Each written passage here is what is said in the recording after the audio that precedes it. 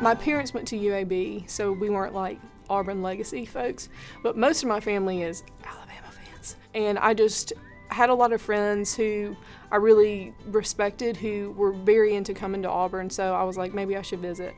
Came here, I was like, this fits for me, so it was the place that I chose to come to school. And my brother, he's a year younger than me, and he actually attends Auburn as well. So we're the black sheep of the family, but we're all about the Auburn family. I didn't really know what I wanted to do when I came to Auburn, but I've always loved history, and I thought it's really interesting, and I had some really great history teachers in high school that showed me it's more than just memorizing dates or old guys' names. Once I got to Auburn, I took a few history classes and really found that I could learn a lot of good skills in history and study things that were interesting to me. I have a perspective of like a historian rather than just a person studying history, and it's been really interesting to see how the different teachers bring their personal life experiences and stuff to how they study history. This summer I did the Living Democracy program. I went to Selma, Alabama, and spent 10 weeks there working on some projects, but it just so happened that while I was there, they were filming scenes for the movie Selma, but the movie is about Martin Luther King Jr. and the Civil Rights Movement, and as it sort of leads up to the marches in Selma, the Bloody Sunday March, and then the march afterwards where they actually made it to Montgomery. This was perfect for me as a history major and just someone interested in the town trying to learn about it and meet people there.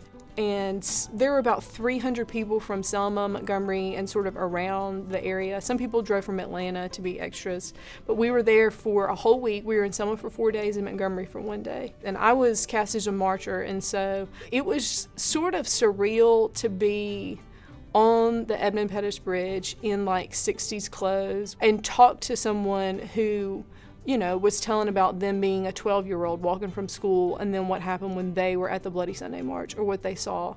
And then, they'd yell action and we'd walk a few steps and do the different scenes. And then they'd continue their story about what happened to them for real.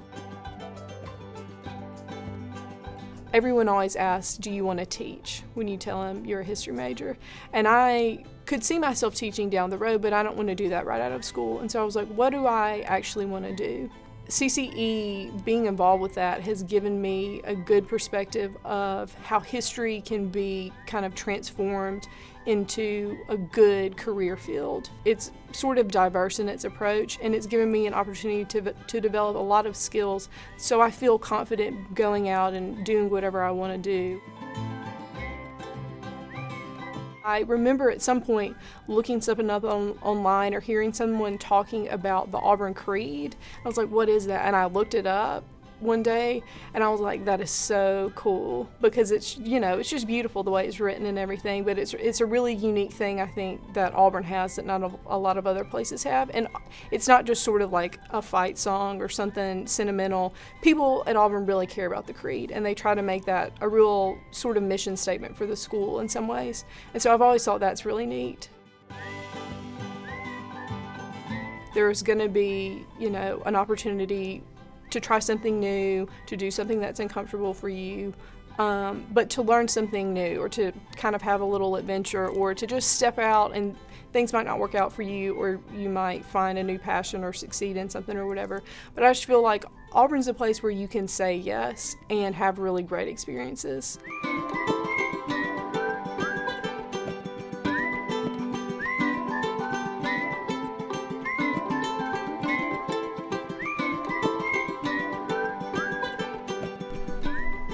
I'm Lowery McNeal, a history major at Auburn, and this is my student spotlight. War Eagle. And also Oprah was there, and I saw Oprah, so that was cool.